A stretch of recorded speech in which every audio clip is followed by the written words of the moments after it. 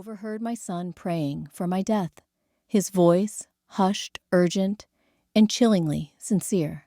He thought I was asleep. What he didn't know was that I was wide awake and broken. I'm Margaret Ellis from Bend, Oregon, and I raised him alone after his father walked out. I sold my wedding ring to pay his tuition-skipped meals so he could eat and work 2 jobs into my 60s just to keep him afloat. I thought my sacrifices mattered. I thought love would earn loyalty. But he bought a life insurance policy on me for $1 and invited me on a remote hiking trip. I refuse to be trampled on any longer. He wants me gone. Let's see how he handles what I've been hiding. I always assumed the deepest betrayal would come from a stranger. A thief, maybe, or a cunning acquaintance. But never from the boy I once cradled against my chest while he had fevers. Never from the child whose nightmares I soothed with lullabies and whose broken dreams I stitched together with my bare hands. But I suppose betrayal rarely announces itself with a trumpet. It slips into your life quietly, like fog under a doorframe. My name is Margaret Ellis, and I live in Bend, Oregon. I'm 72 years old, a widow, a mother, and until recently, a fool. It happened on a Tuesday night. I remember the stillness in the air, the faint hum of the heater, kicking on the clock ticking like a metronome of regret. I had just finished washing the last of the dinner dishes when I heard him. My son Caleb was on the phone in the living room. I wasn't trying to eavesdrop. I had no reason to suspect anything. But his voice caught my attention, not just the words, but the low, trembling tone of it. It was a voice I hadn't heard from him in years. Almost reverent, almost rehearsed. I need this, God. Just take her already. It's time. I stopped drying my hands. I stood frozen in place, the dish rag slipping to the floor. She's old. She's had a good run. And look, the policy's only for $1. I mean, come on. It's not even suspicious. My knees buckled slightly. I gripped the edge of the countertop like a drowning woman clinging to driftwood. He was talking about me. My son, my only child, was praying for my death over a $1 life insurance policy. He must have thought I was already asleep. I always retire early these days, usually with a mug of tea and an old Western on mute. But that night, I'd had trouble settling down. The back pain, the loneliness, the ache that never really left me after my husband died. I didn't know that aching could get worse. Until now, I backed away from the kitchen doorway, slowly, quietly, as if trying not to wake a sleeping beast. When I reached my bedroom, I shut the door without making a sound and sat on the edge of the bed, shaking. My hands trembled like they had in labor when the pain made me feel split in two. But this pain was worse, deeper, because this was the child I bled for, the child I endured for. I remember a winter when he was 7 and the heating was out. I wrapped him in every blanket we owned and pretended it was a camping game so he wouldn't be afraid. I went without my thyroid medication that month to save money for his birthday party. He wanted a dinosaur cake. I made it from scratch, and even now, I remember the way his eyes lit up. But somewhere along the way, those eyes turned cold. I paid for his college with the last of my inheritance. I sold my wedding ring, his father's ring, to cover his car repairs when he lost his job. When he moved back home at 33, I let him have the master bedroom. I told myself, this is what mothers do. This is what love looks like. And now, after everything, he was calculating how long I had left, and hoping it wasn't long. The insurance policy must have been something he took out without telling me. He always did have a sneaky way with paperwork, pretending he was helping, when in fact, he was hiding things. I hadn't seen the forms, but if he said the policy's only for $1, I believed him. He wouldn't lie to God, would he? No, I couldn't think like that. Not anymore. I didn't cry that night. I think I was too stunned, too numb to summon tears, but I lay there staring at the ceiling, counting the cracks in the plaster, like sins I had chosen to ignore. Each one whispered a reminder. You gave too much. You forgave too quickly. You silenced yourself for too long. That was the night something inside me shifted. Not shattered, no, I was already shattered. What happened that night was different. Something reformed, hardened, took shape in the emptiness. He didn't know what I'd been keeping from him. He didn't know that my brother, my late brilliant estranged brother, had left me something no one in our family ever suspected, not even my husband, and certainly not Caleb. He didn't know that I was a billionaire. Yes, billionaire with a B, hidden behind trusts and dummy corporations and private accounts. The fortune came with rules, with secrets, and with guilt. I never told Caleb because I wanted him to live humbly. I didn't want him to become spoiled. And maybe a part of me feared that if he knew, he wouldn't love me anymore, that I would become just a wallet with a pulse. Turns out I was a wallet even without one.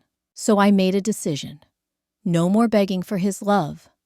No more hoping he'd see me as more than an inconvenience. I would not let him profit off my corpse. I would not give him the satisfaction of pretending to grieve while cashing out on my death. I refuse to be trampled on any longer. My name is Margaret Ellis, and I live in Bend, Oregon. My son is praying for my death, but what he's about to learn is that I'm the one who's about to bury him, not in soil, but in regret, disgrace, and justice. I didn't sleep the night I heard him pray for my death. My body stayed still, but my mind wandered back across decades, through every scraped knee I kissed, every fever I rocked him through, and every sleepless night I worked double shifts just to keep the lights on. I kept asking myself the same question. How did we get here? I wasn't a perfect mother, but I was an honest one, a devoted one. I did what mothers are told to do: give. Give your time, give your energy, give your love, even when you're running on fumes. And I gave him everything, not out of obligation, but because I believed in him. I believed that if I poured enough love into Caleb, something beautiful would grow. But I see now I watered a weed. When his father left, I held us together with duct tape and desperation. I didn't let Caleb see me cry the night I found the eviction notice tucked under our door. I packed our things, told him we were moving to a new adventure, and we slept on the floor of a one-bedroom rental for 6 months. I worked at a laundromat during the day and cleaned offices at night. I missed PTA meetings and recitals, not because I didn't care, but because I was busy saving our lives. Still, I always made sure there was dinner on the table, even if that meant I ate toast while he got the last of the meatloaf. He never knew about the pawn shops, or the loans I took out in my name, or the time I gave blood just to scrape together gas money to drive him to his college interview. And when he got into the University of Oregon, I nearly collapsed from relief.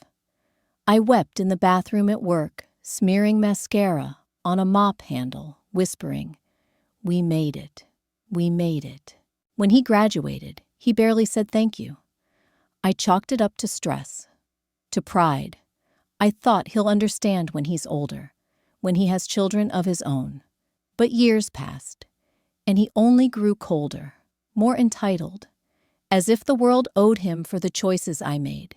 He treated my sacrifices like a subscription service, something I was supposed to keep providing indefinitely, without question. And the moment I started needing help, the balance tipped. He didn't like it when I slowed down, when my knees started locking up in the morning, and I had to ask him for help reaching the top cabinet. He would sigh, not loudly, but just enough for me to hear, just enough to make me feel small. He stopped calling me Mom and started calling me Ma, One syllable. Short, sharp, disposable. And still I made excuses. I told myself he was stressed, overworked, tired from trying to make a life for himself. But now I see it for what it was: contempt. I remember the moment I saw it clearly. It was a few weeks before that prayer. I was in the kitchen, trying to open a stubborn jar of apricot jam. My fingers were stiff, my grip weak. I asked him, "Could you help me with this?" He took it from me with a smirk and said, "You know, maybe it's time we started talking about long-term care options." I blinked. Long-term care. You know, a home, a place where they help you with stuff. It's getting harder for you, right? A home. He wanted to ship me off, not even because I needed help, but because I was inconvenient. I laughed it off, but something inside me cracked that day. I felt it like a fault line beneath my ribs.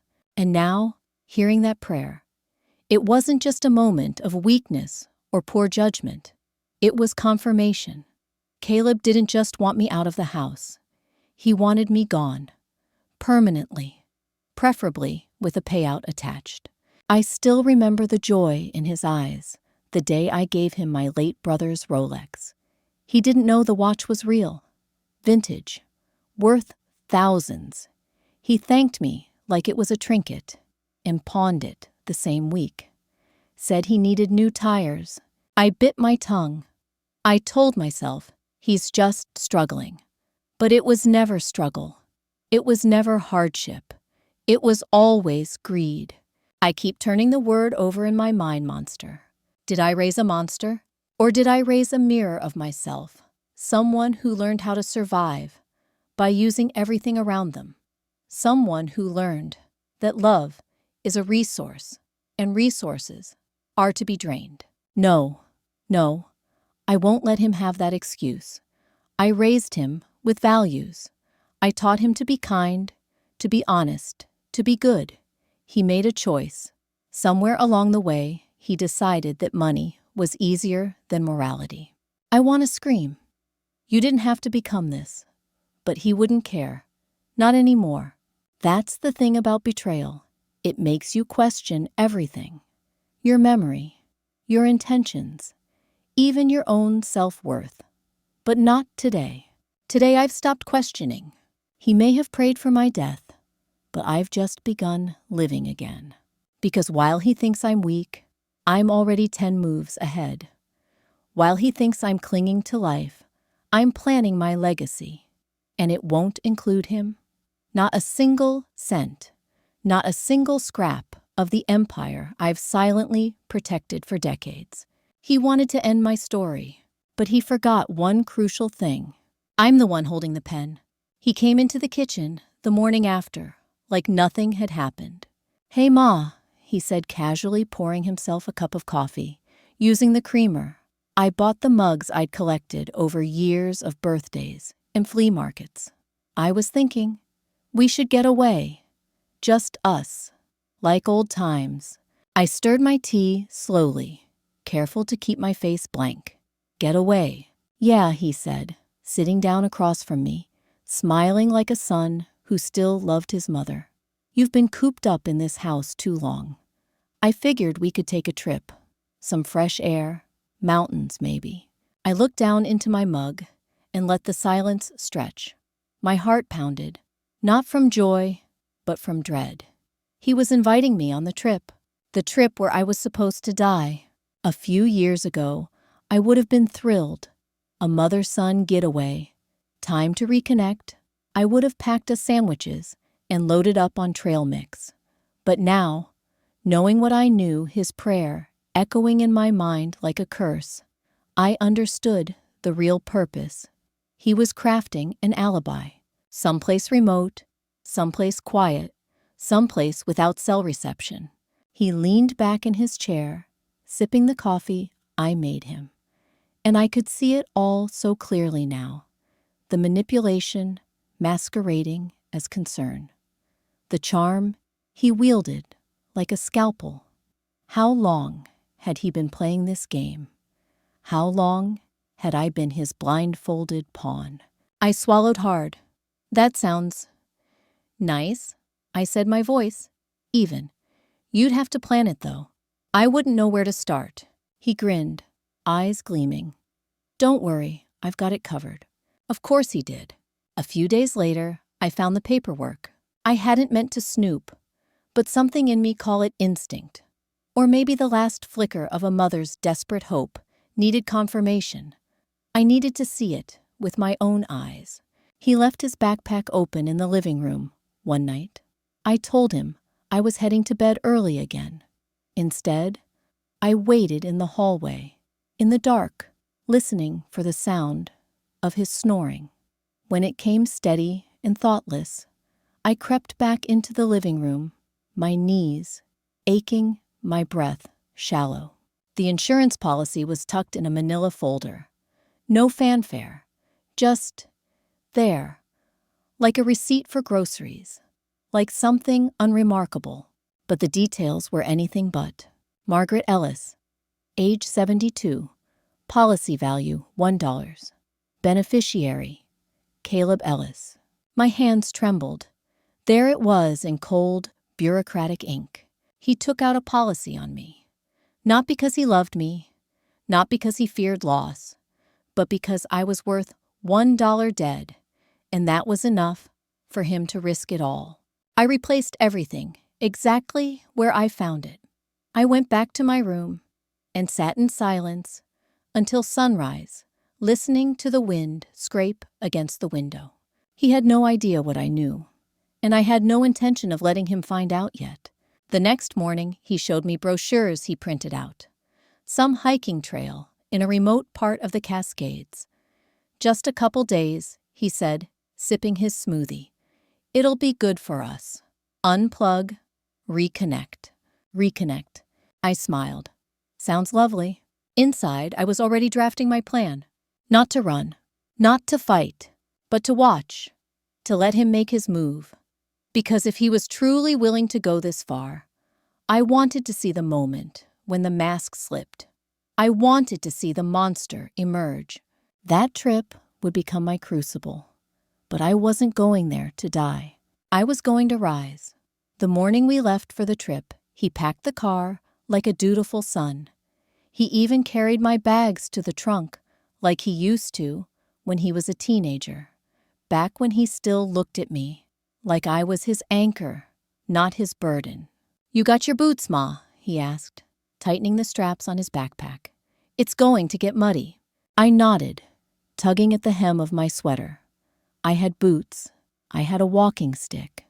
I had 2 protein bars hidden in my coat pocket, and a map he didn't know about folded neatly beneath my thermals. I may be old, but I'm not helpless. Not anymore. We drove in near silence for 2 hours, winding deeper into the Oregon forest.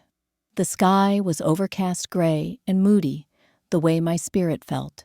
Caleb made small talk about traffic, his job some startup that had just laid him off again. He left out the part where he drained our joint savings account 2 months ago, promising to double it in crypto. I remembered how I didn't even yell. I just nodded, told him I trusted him. A lie, but I'd been telling lies like that for years. Little band-aids over gaping wounds. Now in the car, with nothing but trees and fog around us, I saw those wounds with clarity. They were never healed, just hidden. And this trip was opening them all. You remember coming out here with Dad? He asked, glancing at me with a soft smile that didn't reach his eyes. I forced a chuckle. He always brought canned beans and forgot the can opener. Caleb laughed. For a second, I saw a flicker of the boy he used to be. But it was a ghost, and it passed as quickly as it came. What I didn't say was that on those trips, his father used to shout at me when the tent wasn't fast enough to set up, that he drank whiskey in the dark while Caleb slept, and accused me of ruining his life, that the only warmth I ever felt came from my son's tiny hand clutching mine in the sleeping bag. But some wounds stay buried for decades, until something or someone drags them to the surface. We reached the trailhead just before noon. He parked the car in a gravel clearing beside a rusted signpost. No one else around. No ranger station. No signal on my phone. I checked. Twice. "Here we are," Caleb said, stretching his arms. "This is going to be good for you." "Good for me." I smiled and said nothing. He handed me my pack and pointed to the trail. 3 miles to the cabin. "Should be easy. You up for it?" I nodded. "Lead the way." The trail was narrow and damp. Pine needles blanketed the ground, muffling our footsteps. I watched his back as he walked ahead of me. Strong shoulders, confident stride. And yet, I couldn't stop seeing him as a little boy, dragging his blanket down the hallway, asking if I'd sleep next to him because the thunder was too loud. That memory used to warm me. Now it burned. Because the boy who once feared storms had become a man willing to throw me into one. Halfway up the trail, I slowed down deliberately. "You okay?" he called over his shoulder. "Just need a minute," I said, crouching slightly and pretending to adjust my boot. He took a swig of water and looked around, scanning the trees. That was when it hit me. He was checking to see if we were alone. And we were. There was no one for miles. No cell signal. No trail cameras. No hikers. Just the two of us and a mother who now knew too much. As I rose to my feet again, the weight of every past wound settled on my back. Every time he cursed at me for forgetting something. Every eye roll when I tried to give him advice. Every birthday he skipped. Every time he said, "You don't get it." Ma, like my entire life, was irrelevant. And I had accepted it, swallowed it whole, believing it was love, believing this was what love looked like when it grew older, tired, sharp, one-sided. But love doesn't plan your death on a hiking trail. Love doesn't insure your life for $1. Love doesn't smile while secretly plotting your disappearance. As the trail opened up into a mossy clearing, he stopped and said cabins just up ahead. Should be another 15 minutes. I nodded and stared at the trees. Silent. Old. Watching. I wondered what they'd seen over the years. Campers, hunters, lovers, maybe even liars. But had they ever seen a son pretend to love his mother while calculating how to walk back down alone? My stomach twisted. Not in fear, in rage. I followed him one step at a time and said nothing, but in my head, a new resolve was blooming like fire through the underbrush. He thinks I'm weak. He thinks I'm disposable. But this isn't the forest where I disappear. This is where I begin. The cabin was smaller than I expected. Just 4 walls of aging timber, a sagging roof, and a musty cot that smelled of mildew and neglect. Caleb lit a fire in the iron stove and acted like everything was normal. Like this was the rustic mother-son getaway he'd promised. "I'll cook," he offered, pulling out a couple of canned stews. "You rest." I sat by the fire, watching the flames dance. I kept my coat on my boots, laced. Something in my gut told me not to get too comfortable. He handed me a steaming bowl, and we ate in silence. Outside, the wind howled through the trees, rattling the loose shutters.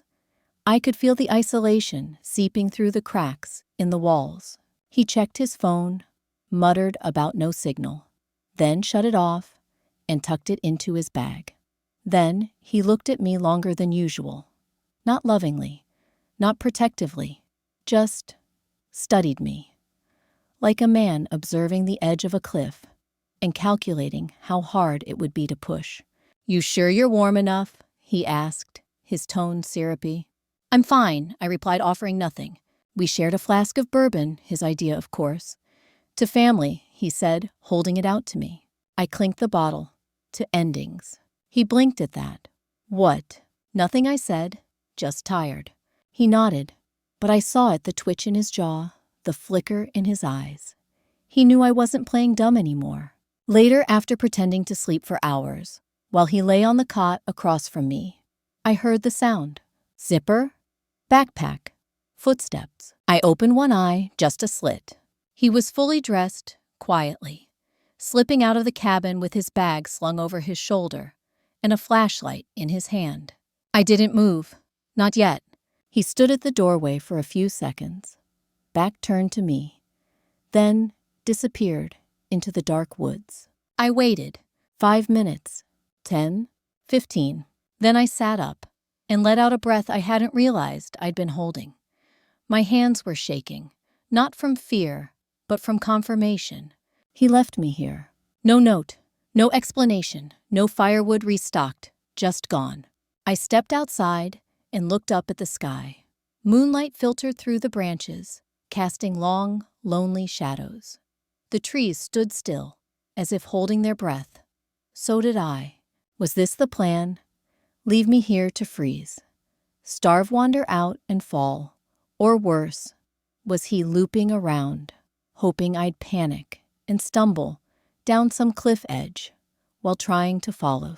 It didn't matter. He wanted me gone. But I wasn't going anywhere. Not like this. I went back inside, locked the door, and shoved a chair under the handle.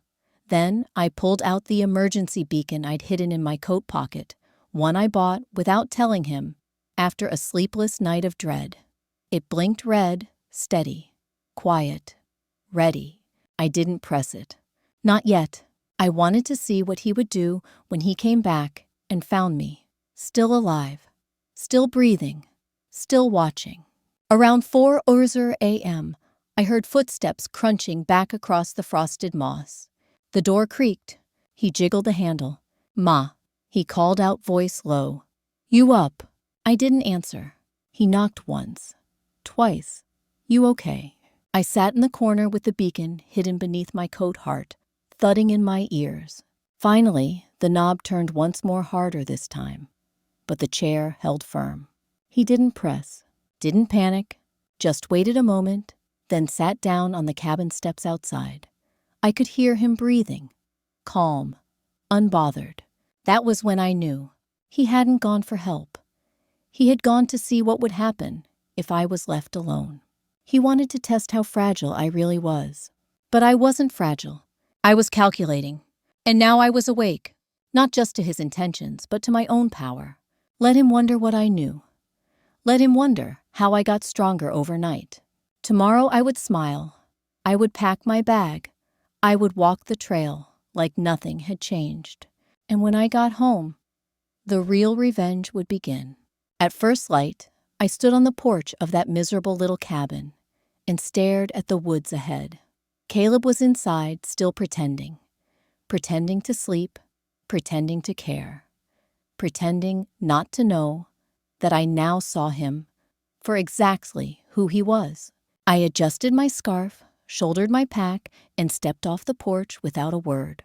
He didn't stop me, didn't ask where I was going or if I needed help. He just let me go. And in that moment, I realized I was no longer walking away from a son. I was walking away from a stranger. The trail back was damp and slick. The morning frost still clung to pine needles, like nature's warning signs. Every step I took felt heavier than the last, not because of the incline, but because of the weight I had carried for years. Regret, blind love, a lifetime of giving myself away in pieces to someone who now saw me as a liability. For the first hour, I moved on muscle memory, retracing the path we had taken just the day before. But without him ahead of me, I noticed things I hadn't seen before. The twisted roots clawing up from the soil, the way the canopy blocked the sun like a cathedral of silence. And the feeling that followed me every step of the way. Is he watching? Is he watching to see if I fall? Is he hoping I'll lose my way? At one point, I reached a fork in the trail where the moss grew thick and the path curved left and right in mirrored patterns. I paused. My fingers trembled as I unfolded the small paper map from my coat. It was smudged, the ink damp from condensation. My eyes strained. I chose the left path and prayed my instincts hadn't failed me, like my son had. My feet were blistered before noon. My breath came in short, wheezing bursts. But I kept going, because I knew that if I stopped, if I sat down, if I allowed myself to collapse in grief, or exhaustion, or heartbreak, I might never get back up again. And I had to get back up, not for him. For me, I had to make it out of those woods and back to my home, because that was where the real war would begin. What happened out here? This was only the prologue. The forest was his theater, but the city my world, that would be my stage. Around mid-afternoon, I heard it, the faint hum of a car engine in the distance. Civilization. My legs ached. My lips were cracked. But I ran. Yes, ran. Like a woman half my age. Like someone being chased by the past. And in a way, I burst out of the trees and onto the edge of a paved road, just as a beat-up pickup truck came around the bend. I waved my arms like a madwoman, and the driver, an older man with a red flannel shirt and a golden retriever in the passenger seat, hit the brakes. "You all right, ma'am?" he asked, alarmed. I nodded breathlessly. "Just need a ride. My son." I got separated. He helped me into the cab, gave me a bottle of water, and let me use his phone. I called a friend from town, someone who knew me before my son rewrote the definition of loyalty. Back at my house that night, I sat in the bath and watched the water ripple over my bruised shins. I traced the scratches along my calves, like battle scars. Caleb still hadn't come home, and I didn't care. I looked at my reflection in the mirror after the bath. My eyes were bloodshot, my hair a mess, my cheeks sunken. But behind the exhaustion, there was something new, a sharpness, a clarity. For the first time in years, I saw myself not as someone's mother, not as someone's burden. I saw a woman rising. I went to the closet, pulled down a locked box, and opened it. Inside were documents, trust papers, investment accounts, proof of what I had hidden from everyone, including my son. I ran my fingers over the embossed gold seal of a certificate that listed my name as primary owner of 71% of a private tech firm in Portland. Estimated value, 9 figures. And that was just the beginning. He thought he had abandoned a powerless old woman in the woods. What he actually left behind was the match that would burn down everything he had built on lies. I didn't cry when I got home. Not when I unlocked the front door with stiff, frozen fingers. Not when I passed the living room where Caleb once opened Christmas presents with sticky hands and a gummy smile. Not even when I saw his favorite mug, the one I bought him when he got his first job, still sitting in the sink, stained with old coffee. I didn't cry, but I did feel something shift. Something deep, something final. I had survived that forest, not just in body, but in spirit. And now, back inside the 4 walls where I once fed him, raised him, prayed for him, I realized I had brought something back from those woods. Silence. A different kind of silence. Not the silence of helplessness or submission. Not the quiet ache of a woman too used to being dismissed. This silence was deliberate, strategic, deadly. Caleb returned late that evening, slamming the door behind him, like he always did. I was sitting in the kitchen, calmly sipping a cup of chamomile tea. The light above me cast long shadows, illuminating just half my face. I wanted him to see only what I allowed. "Oh," he said, surprised. "You're back." I met his eyes. "Of course." He blinked. "I thought maybe you went to town or something." I didn't respond. I just sipped my tea, letting the tension swell in the space between us. "You left early," he added, voice casual. "Everything all right?" I smiled, a slow, tired, knowing smile. "Everything is clearer than it's ever been." He looked at me for a moment, too long, eyes narrowing just slightly. Then he forced a laugh. "Well, next time, we should do the coast instead. Less hiking." "Next time," I said, gently setting my cup down. "You're already planning our next getaway?" He didn't answer. I stood up. "I'm going to bed." And I left him standing there in the kitchen, confused, maybe unnerved, but still clueless. That night I didn't sleep. Instead, I sat by the bedroom window, notebook in hand, jotting down everything I remembered from the past week. Names, dates, the insurance policy, the route, the GPS. My notes weren't just for me. They were for someone else. For when I was ready to tell the story, I thought about the local news outlet my late brother once invested in. I still had contacts. Old ones, quiet ones, the kind who knew how to dig. I thought about my estate attorney, a sharp woman named Laurel, who always suspected Caleb was a bit too comfortable. Laurel once said, "Don't mistake blood for loyalty, Margaret." At the time, I thought it was cynical. Now I realized it was prophetic. I drafted an email that night. Just a few lines, just enough to start moving pieces into place. Subject: time to revisit the trust. Body: I'm ready to transfer all control. Also, can we make changes quietly? The reply came the next morning. Understood. Come by Monday. We'll make sure it's legally airtight. And with that, my silence began to build a weapon. In the days that followed, I acted as if nothing had happened. I cooked breakfast. I asked about his job search. I even laughed at one of his half-hearted jokes about my old lady slippers. All the while I watched, I studied the way he avoided my eyes when I mentioned the trip, the way he locked his phone when I passed by, the way he flinched, just barely, when I said the word will. I could see it a tiny crack in his mask. He was starting to wonder if I knew, but I wouldn't give him the relief of certainty. Not yet. Instead, I waited while the legal wheels turned, waited while the financial transfers moved quietly beneath his radar, waited while I removed his name from every account, every deed, every asset I once promised to share. I buried my grief under layers of strategic silence, and in doing so, I unearthed something far more powerful. My voice, not the voice that begged for his attention, not the one that whispered, "Please love me back." This was a voice, forged in betrayal, sharpened by loss, and now ready to speak in courtrooms, in headlines, and in legacy. He thought I would crumble. He thought my silence meant defeat, but he was wrong.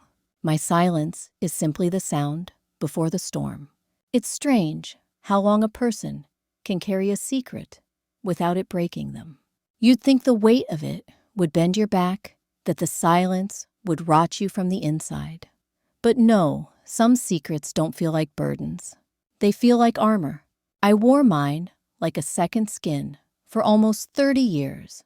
Not out of fear, not even out of shame, but because I knew what the truth would do to Caleb, to our relationship, to the already fragile strings that held this family together. And now, sitting alone in my study, I opened the fireproof box hidden behind a false panel in the wall and ran my fingers over the embossed seal of the folder inside. Smooth, heavy, untouched. Until now, inside was the legacy no one in this town ever suspected I had. Not my neighbors, not my old church friends, and certainly not Caleb, my brother's fortune.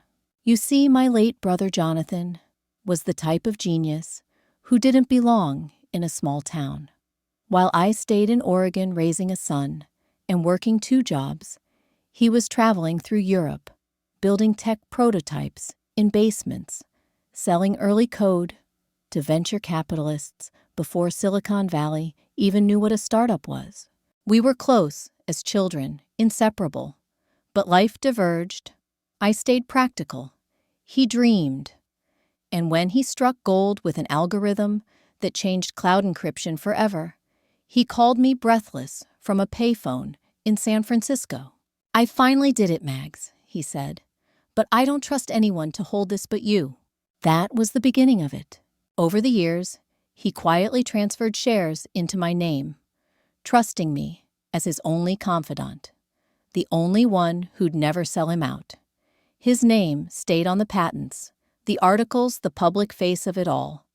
But the real ownership, it was me. By the time he died, unexpectedly, tragically, and alone, I was the majority shareholder of Ascendance Technologies, a privately held cybersecurity firm, now valued at over $1.2 billion. It was hidden behind layers of LLCs, managed by a law firm in Portland that specialized in anonymous holdings.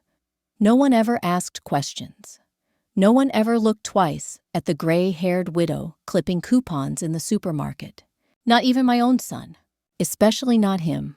And I had kept it that way, deliberately, because I knew what Caleb was becoming.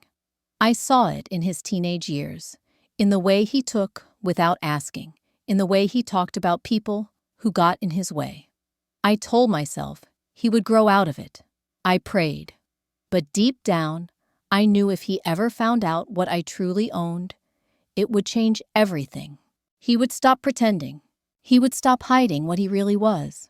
So I kept the truth locked away in a vault of silence and misdirection. Let him think I was just scraping by. Let him assume I needed him more than he needed me. Let him feel powerful. But now, as I stared at the valuation summary, the account statements, the trust allocations, I felt no fear. I felt ready, because I wasn't just the hidden owner of a tech empire. I was about to become the architect of his downfall. The documents I reviewed that night made it clear I had full power to restructure the trust, to move assets, to appoint successors, and most importantly, to disinherit him without contest. There was even a clause Jonathan insisted on, a poetic little paragraph I'd almost forgotten until now. In the event that any beneficiary is found to have acted with malice, coercion, or betrayal toward the trust holder, all entitlements shall be nullified. Malice, coercion, betrayal. It was as if Jonathan had seen Caleb coming from a mile away. I closed the folder and locked it again, this time, not out of protection, but preparation. Tomorrow, I would meet with Laurel. We would begin the process of closing doors behind Caleb, quietly, permanently. And when he finally learned what he'd thrown away for a $1 insurance payout, it wouldn't just be the money that destroyed him. It would be the realization that he had been nothing more than a footnote in the will of a woman he tried to erase. He thought I was broke, powerless, disposable. But the truth, I am the storm that's been waiting to strike. And now he's going to feel every drop of the rain he prayed for. The attorney's office smelled like old books and quiet judgment. Laurel met me at the door with a furrowed brow and a file already open on her desk. She was one of the few people in my life who never coddled me, never spoke to me like I was fragile. That's why I trusted her. And today, I needed someone who wouldn't blink at what I was about to do. "Is it time?" she asked. I nodded, unblinking. "It's time." She motioned for me to sit. "I already pulled the documents. We can execute a full restructure, silent strategic. You want him removed entirely." I didn't hesitate. "Not just removed. I want him shut out." Laurel raised an eyebrow. Meaning, I don't want a single loophole he can slither through. I want this airtight.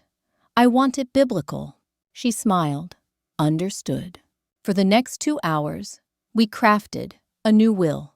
Not a revision. A replacement.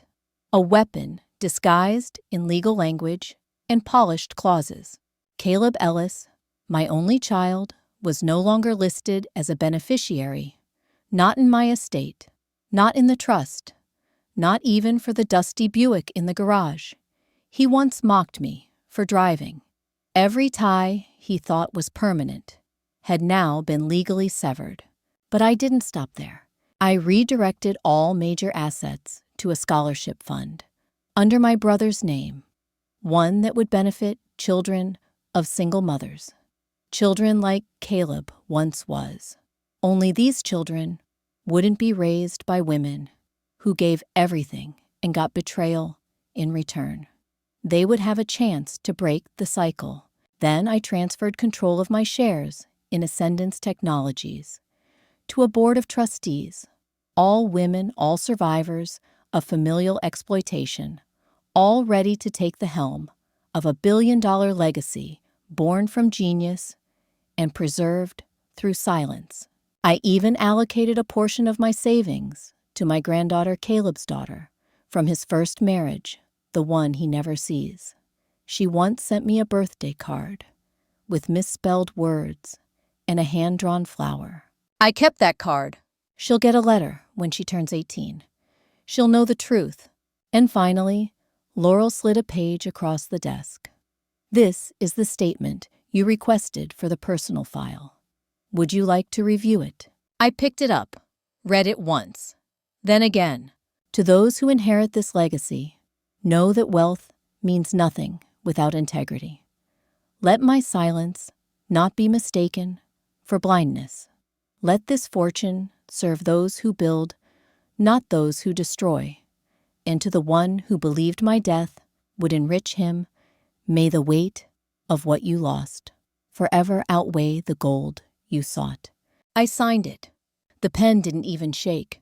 When I left Laurel's office, the wind had picked up. Leaves skittered across the sidewalk like secrets fleeing too late. I walked, slowly, deliberately, every step a final nail in the coffin of who I used to be. Back home, Caleb was sprawled across the couch, playing a game on his phone, feet up like he paid the mortgage. "Hey, Ma," he mumbled. "We out of creamer?" I looked at him and smiled. "No," I said softly. "There's plenty." And in my head I whispered, "You're out of time, out of chances, out of my life." The war had begun. He just didn't know he'd already lost. The thing about revenge is if you want it to work, you can't serve it hot. You can't scream, can't throw plates, can't give them the satisfaction of knowing they've rattled you. No, revenge must come like fog, silent, cold, and impossible to escape. So I wore a disguise. Not a literal one. I didn't need wigs or sunglasses. My disguise was far more dangerous. I played the doting mother. I cooked him his favorite meals pasta with extra cheese pancakes with too much syrup. I asked about his job search, nodded when he complained about how unfair the world was, and even laughed when he made another lazy joke about retirement homes. Every time he looked at me, he saw the version of me he thought he'd defeated. Fragile, gullible, forgiving. But inside I was making calls, emails, quiet meetings. I started with Eloise Harding, the woman Caleb once dated and then discarded when she got pregnant. She worked at a nonprofit, now helping women rebuild after domestic abuse. I told her the truth, everything, about the trip, the policy, the fortune, the betrayal. She didn't blink. She just said, "Tell me how I can help." Next was Malcolm Raines, an investigative journalist I once helped through his own mother's estate battle. He owed me a favor. I called it in. "I'm not naming names yet," I told him. "But when I do, you'll want the exclusive." Then there was Laurel, my attorney, who helped me prepare a set of legal documents, sealed, but ready to be triggered the moment I gave the word. One to the media, one to the IRS, one to Caleb's former employer, detailing how he'd funneled funds from my accounts into unlicensed investments without my knowledge. I wasn't just cutting him out of my future. I was unraveling his past. And all the while, I kept serving him dinner, kept folding his laundry, kept letting him believe he'd won. Because that's how you prepare for war. You let your enemy sleep in peace while you sharpen every blade. It wasn't easy. Every time he left dirty dishes in the sink or threw a passive-aggressive jab about how I wasn't getting any younger, I had to swallow the heat rising in my throat. But I reminded myself, he isn't worth my fire. He's worth my silence, my strategy, my precision. I didn't want him to feel hurt. I wanted him to feel irrelevant, and that required patience. Every Sunday, I watched him scroll through job listings he never applied to. Every Wednesday, he complained about bills he didn't help pay. Every Friday, he borrowed cash from my wallet and left crumbs in the kitchen, like a child with no consequences. But I smiled. I was no longer counting his failures. I was counting the days. One afternoon, I slipped into his room while he was out and opened his laptop. I knew the password. It was still the same one from high school, God mode. He had no idea that God was a woman. I printed copies of his correspondence with a sketchy financial broker he'd been messaging. I documented the spreadsheets he was building with my assets. He was planning to siphon my savings into a shell company. Said he was going to make it all back tenfold. I smiled. He thought I had $11,000 in savings. He didn't know I had $1.2 billion, and he was about to lose every dollar he thought he could steal. That night, I made his favorite roast chicken, placed his plate carefully at the table, and asked, "How's your week been?" He shrugged, chewing without looking at me. "Same crap. If things don't change soon, I might have to start over. Somewhere else." I sipped my wine. "Well," I said, "maybe a fresh start is just what you need." He didn't notice the double meaning, but soon he would, because the next morning, the first domino would fall. I had signed the release. Malcolm was publishing the article, and the subject, son of local widow, accused of financial exploitation and insurance fraud. A mother's silence breaks. My name would be anonymous for now, but his would be everywhere. It was a Tuesday. A dull, forgettable sort of day. Overcast skies, lukewarm coffee, the usual background hum of daytime television in the living room. Caleb was on the couch, flicking through his phone like it owed him something. I stood at the edge of the hallway for a moment, watching him, watching the way he smirked at the screen, completely unaware that the walls around him were beginning to collapse. Because while he was busy playing games and scrolling nonsense, the article had dropped. Malcolm had done his job well. No names, just enough detail. A widow, a suspicious policy, a remote hiking trip, a financial trail riddled with red flags. Caleb wouldn't recognize it, yet he was too self-absorbed. But the rest of the town, they'd start to whisper. And when whispers grow, teeth reputations bleed. "Hey, Ma," he called out. "You ever think about selling this place? Could probably get a decent price and downsize. You'd be more comfortable." There it was again, that casual cruelty dressed as concern. That grin just a little too wide. That tone that always carried the subtext, "You're just in the way." I sat across from him, folding my hands neatly. "You think I should leave my home?" He shrugged. "Just seems like a lot for someone your age to manage. I mean, I could help you find something, or handle the paperwork." I let the silence hang. Then I leaned forward just slightly. "You know, Caleb, you've always had a gift for sounding helpful, when what you really mean is, hurry up and get out of the way." He blinked. "What's that supposed to mean?" I smiled. Not sweetly, not sadly, but like someone who had just stepped off the battlefield, still holding the winning sword. "It means I've been listening, watching, learning." His brows furrowed. "Okay." And I stood, walked over to the kitchen, opened the drawer, pulled out a folded newspaper, one I had printed myself, from the article Malcolm posted online. I placed it in front of him. He scanned the headline, read the first few lines, then looked up at me pale. "What the hell is this?" I met his eyes, an introduction. To what he snapped, trying to laugh, but his voice cracked. "To the part of me you never knew." He shoved the paper aside. "You're joking, right? This doesn't even mention names. It's just some story. And besides, No one reads this crap. I nodded slowly. Not yet. But the IRS reads everything. And Laurel's filed the audit paperwork. They'll be tracing every withdrawal you made from my accounts over the past 4 years. His smirk faltered. What are you talking about? You know exactly what I'm talking about. He stood up. Okay, this is insane. What are you mad? Because I borrowed money. Because I tried to help you manage your stuff. You didn't borrow, I said, voice low and steady. You stole. You forged. You planned my death. He barked a laugh, loud and brittle. Oh, come on. You seriously think I wanted to kill you? That I'd ever hurt you? You're being paranoid. Delusional. Then explain the policy. The hike. The accidental GPS glitch. The trip you made in the middle of the night with your bag packed. His eyes darted to the window, then back to me.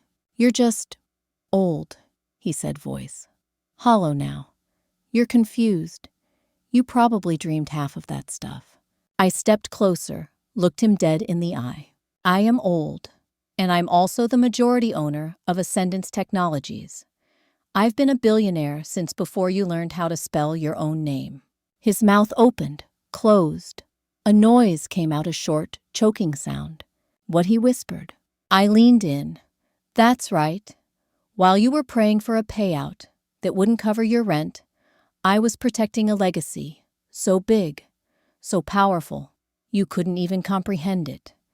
And now, you've been erased from every piece of it. He backed up, stunned. Then he laughed. A wild, panicked laugh. You're bluffing. You've lost it. This is crazy. Is it? I said, tilting my head. Check your bank account. Try calling your broker. Oh, and you might want to get a lawyer. His laughter stopped. Dead silence. I trusted you, Caleb, I said, quieter now. I gave you my life. And you turned me into a target. But I'm not dying. Not today. Not quietly. And certainly not for you. He stared at me like he didn't recognize who I was anymore. Good. That meant the mask was finally off. Some people leave behind an estate. I decided to leave behind a reckoning. That night, after Caleb stormed out, slamming the door so hard, it rattled the windows, I sat at my writing desk with a glass of red wine and a stack of cream-colored stationery. No email, no text messages. These had to be handwritten, permanent, undeniable, something they could hold and reread and never forget. The first letter was to my granddaughter Lily. She's only 10 now, too young to understand the darkness that lives in the spaces between love and betrayal. But one day, she'll be old enough to ask why her father barely visits, why her grandmother lives in the biggest house on the hill but never invites them over, why her college is paid for while her dad sleeps on borrowed couches. So I wrote her this. Sweet girl, when you turn 18, this letter will find you. Know that you were always seen, always remembered. Your father made choices I couldn't shield you from, but you are not him. I've created something for you, something that will grow with you quietly and safely until you are ready. Use it to rise. Use it to love better than we did. And know that even when I was silent, you were the one thing that made me believe there was still hope in our name. The second letter was to my brother Jonathan. Even though he's long gone, I needed to thank him, to confess that I'd kept his empire secret, not just to honor his wishes, but because I didn't think I deserved it, because I spent my whole life giving to a son who couldn't even see me as human. I sealed that letter and tucked it beside his old sketch of the encryption model that started it all. It would go into the box I planned to donate to the company archive, a tribute to where it began. The third letter, that one was for Caleb. I didn't write it with anger. I wrote it with truth. You prayed for my death. You ensured it, planned it, then disguised your betrayal with kindness so shallow I could drown in it. But I didn't. I swam, and I reached the shore alone. You never asked how I survived everything, not just the hike, but your cruelty. Now, you'll never know. You've been removed from every corner of my life. You've forfeited your inheritance. You've lost access to my trust, my accounts, my home. Everything you believed would fall into your hands is gone. You thought you knew who I was, but you forgot something. I built you, and I can bury you. Not with violence, but with the silence of a mother who finally stopped hoping. I didn't sign it, Mom. I signed it Margaret Ellis, because from this point on, I no longer existed as someone's mother. I was a woman reclaiming her name, her wealth, her story. I wrote other letters, too. One to the Board of Trustees, affirming the transfer of control. One to the local news outlet, confirming an anonymous tip about Caleb's financial misconduct. One to Laurel, finalizing the disinheritance with exacting legal language. Each envelope was sealed and labeled, each one a bullet, and together they made the arsenal of a woman who had been underestimated for far too long. When I stacked them neatly on the desk, I realized something I hadn't felt in years: peace. Not the fragile kind that comes from denial or avoidance or pretending things might still change. No, this was the kind of peace that follows truth, the kind of peace that says I did everything I could. And now, I owe nothing to anyone who treated my life like it was worthless. The wind outside picked up rattling the branches against the windows like the forest calling back to me. I stood. I poured the rest of the wine down the sink, and I went to bed. Tomorrow the letters would be delivered, and Caleb would finally understand what it feels like to be left behind. The first call came at 9:12 a.m. Caleb had just left the house for his usual job hunt, which mostly involved overpriced coffee and flirting with desperation. He still didn't know about the letters, still hadn't read the article that quietly named a Bend-based financial dependent suspected of insurance abuse, still thought he was untouchable. But the world was catching up. Mrs. Ellis, the voice on the phone, asked carefully, formal, "This is Diana from the Oregon Sentinel. We've been trying to verify some details from a story we published. There's speculation that your son may be the subject." I didn't confirm. I didn't deny. I simply said, let the facts speak. By noon, the story had already been reshared hundreds of times. The internet moved faster than justice, but sometimes it served it just as well. I watched it unfold like theater, one tweet then another. Shocking story out of Bend mother. Manipulated insurance. Money involved. Police reportedly aware. Who raises men like this? If this guy's who I think he is, he used to brag about knowing startup people and freeloading off his mom. Gross. People love a villain they can name. By 3:00 p.m., I received a call from Laurel. Calm, clipped, professional, as always. It's done. The audit's triggered. His financial accounts are under review. The state's Financial Crimes Unit requested preliminary paperwork. The story has legs now. Thank you, I said. No, she replied. Thank you for finally telling the truth. That afternoon, I turned on the television, something I hadn't done in weeks, and watched the local evening news anchor mention a growing financial scandal involving a local family just before cutting to commercial. They didn't say his name, but they would, because by then, someone had leaked the screenshots, the policy application, his texts to a broker, his flippant messages about the old lady not lasting much longer. And then just after sunset, he came home. He didn't speak at first. He slammed the door, stomped into the kitchen, and stood there with wide, wild eyes. You did this, he hissed. I looked up from my book.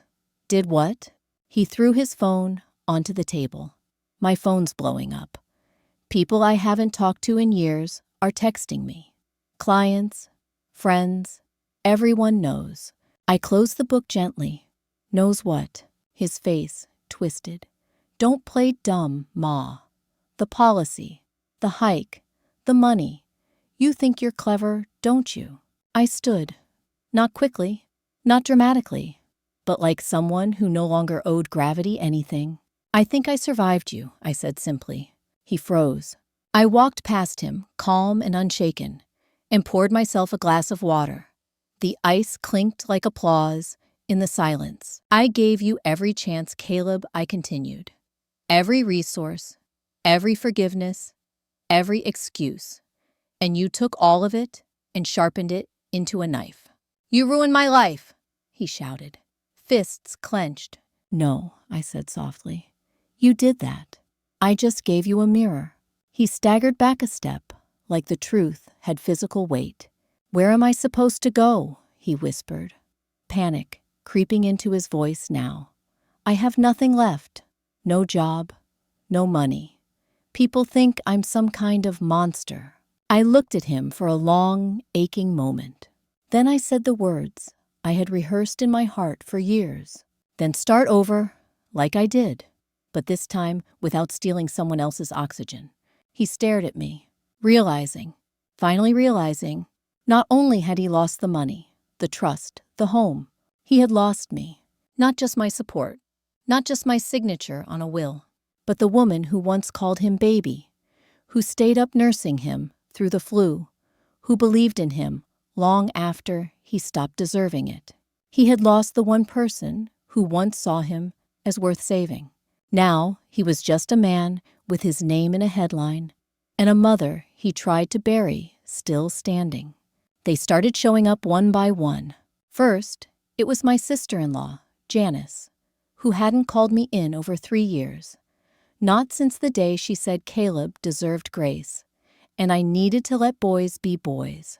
Now she was standing at my front door, holding a store-bought pie, and wearing a smile stretched so tight it looked painful. Oh, Margaret, honey, she cooed. I just saw the news. People are so cruel online these days, aren't they? I'm sure this is all just some misunderstanding. I thought I'd drop by and check in. I looked at the pie. Apple. The same kind she once told me wasn't real dessert. I stepped aside, just enough for her to see the boxes by the door labeled stacked sealed. All the legal documentation, the donations, the asset transfers, the death of my former life now organized and accounted for. You want tea, Janice? I asked flatly. She hesitated. If you're not too busy. I'm very busy. She left the pie and scurried out like the fox she was hoping to salvage something now that she sensed blood in Caleb's water. Then came the cousins, the ones who never invited me to weddings, who laughed at my old sweaters and ignored me when Caleb bragged about helping out poor Ma. Suddenly, they were liking my Facebook posts, calling me Auntie Meg again, offering to help with anything you need, as if I'd forgotten the years they sat around holiday tables, letting Caleb insult me while they smiled into their wine. No one offered me a seat back then, but now they saw the news, saw the lawyer's office, the new car in the driveway, the subtle upgrades to the house, and they remembered. Margaret Ellis isn't just the widow who knits. She's the Ellis who owns 71% of a tech empire. Caleb's name was Mud, his accounts frozen, his reputation shredded, and suddenly the woman he called a burden became the center of gravity everyone was trying to orbit. I received flowers from an uncle I thought had died, voicemails full of apologies from nieces who never returned my birthday cards. But I didn't flinch, not once, because I'd learned something in all this ruin. Silence makes people comfortable. Boundaries make them nervous. But truth makes them scatter. I didn't scream. I didn't argue. I didn't try to prove my worth. I let them feel the consequences of underestimating me. And it worked. By the end of the week, I had donations rolling into the foundation I'd created in my brother's name. The Jonathan Ellis Legacy Fund, dedicated to helping women and children escape toxic family structures, rebuild from nothing, and rise into a life they weren't told they were worthy of. One by one, I handed over properties I didn't need, set up scholarships, funded emergency shelters, sent anonymous grants to mothers I found on online forums. I didn't need to be recognized. I just needed to reclaim what Caleb tried to steal: my dignity, my power, and my purpose. And every time someone knocked on my door pretending they cared, I smiled politely. Then I closed it, because I wasn't lonely, I wasn't desperate, and I wasn't anyone's fool anymore. Let the family turn. Let them gossip, beg, flatter, and spin. I had no interest in being anyone's story, because now I was writing my own. There's a strange kind of quiet that follows a storm, not silence, but a kind of stillness that feels like truth settling into the bones of the world. That's where I live now, not in the past, not in grief, not even in triumph, just in the stillness of knowing that I survived what was meant to destroy me. I sit now on the balcony of my new home, a coastal villa north of Bandon, Oregon, perched high above the cliffs, where the sea crashes endlessly below. The wind smells like salt and eucalyptus, and the ocean doesn't ask me to explain myself. It just roars. Caleb hasn't spoken to me in weeks.